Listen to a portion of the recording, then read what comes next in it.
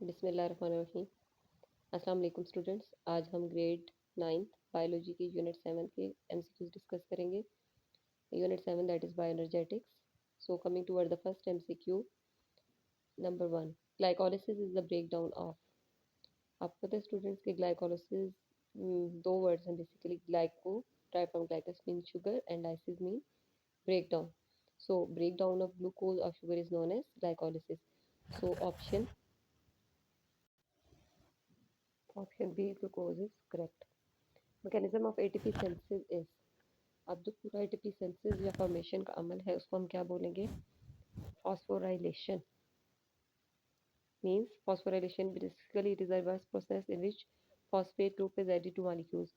Means first as we know that ATP first AMP, then one phosphate group is added and inorganic phosphate and is converted into ADP, and from ADP it convert to into ATP. So the whole mechanism of ATP synthesis in which a phosphate group is added, one phosphate group, that is monophosphate, diphosphate and triphosphate. It is known as phosphorylation. Following equation for photosynthesis incomplete. What do the numbers represent? अब आपके पास है 1 plus water, arrow है light energy, second हमें मालूम नहीं है, form glucose plus 3। अब हमने ये जो नंबर प्रोडक्ट्स आपके पास रिएक्टेंट में चीज़ें आ रही हैं और प्रोडक्ट में और एरो पे आपने ये बतानी है कि इनमें कौन कौन सी हैं। आपको पता है कि फोटोसिंथेसिस के प्रोसेस के लिए वाटर रिक्वायरमेंट है, तो वाटर के साथ कार्बन डाइऑक्साइड हमें चाहिए प्लांट्स के लिए जो ज़रूरत है, उसके साथ लाइट एनर्जी और यहाँ पे आ जाएगा क्लोरोफिल।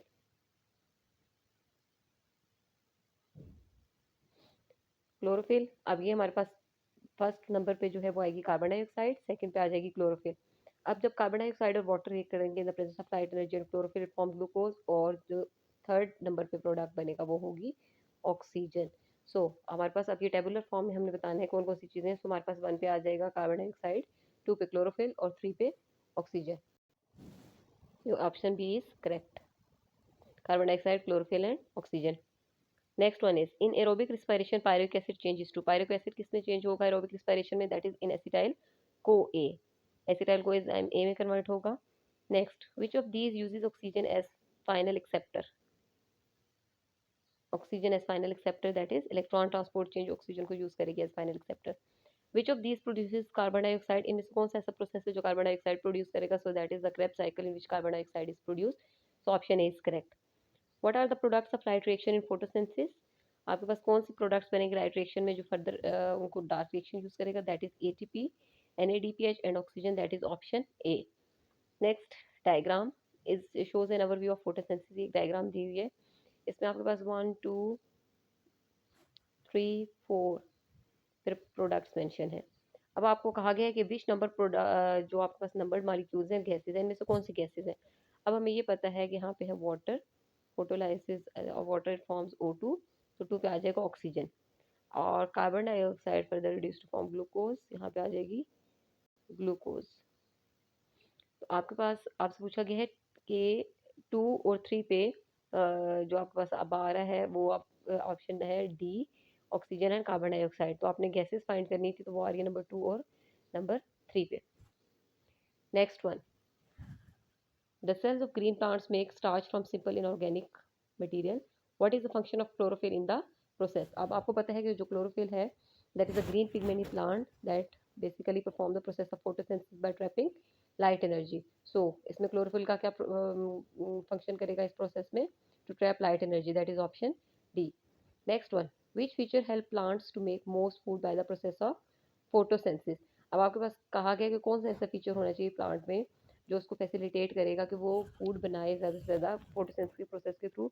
तो उसमें प्लांट के अंदर ब्रॉड और फ्लैट लीव जो है वो मस्ट फैक्टर होने चाहिए जो फोटोसिंथेसिस के प्रोसेस को मैक्सिमाइज करेंगे।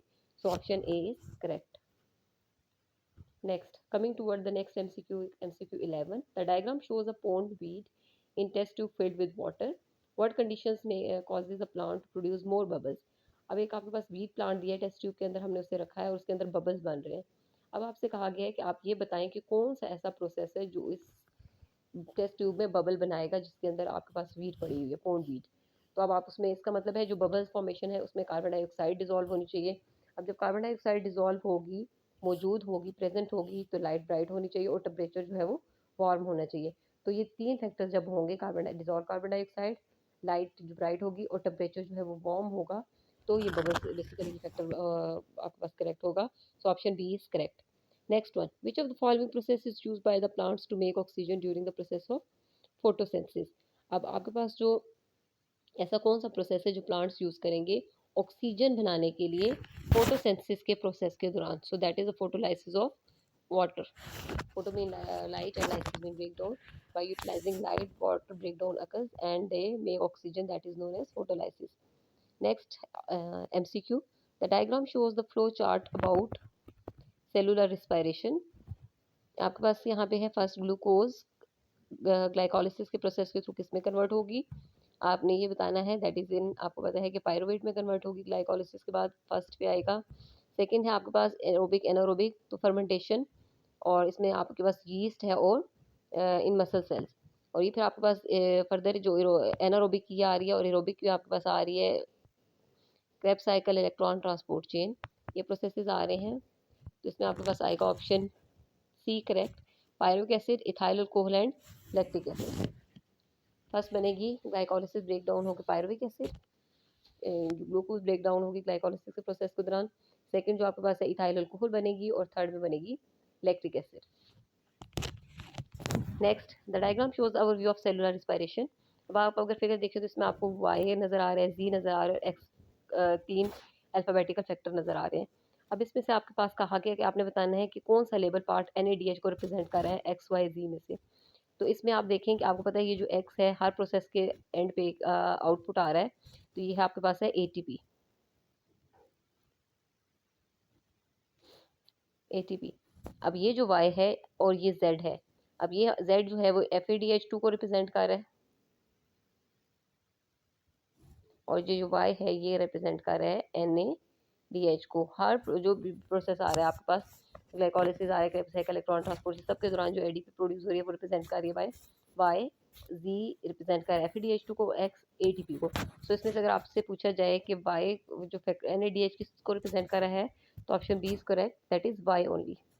A child left a carton on the lawn for 2 days. When the carton was picked up, the grass under it turned yellow. What caused the grass to change color? अब किस वजह से जो grass का colour है वो change हुआ है? अब लैक ऑक्सीजन, कार्बन डाइऑक्साइड, ये फैक्टर इतने मैटर नहीं करते जितने की लाइट है जो उसको रिचार्ज करेगा, येलो कलर में कन्वर्ट करेगा।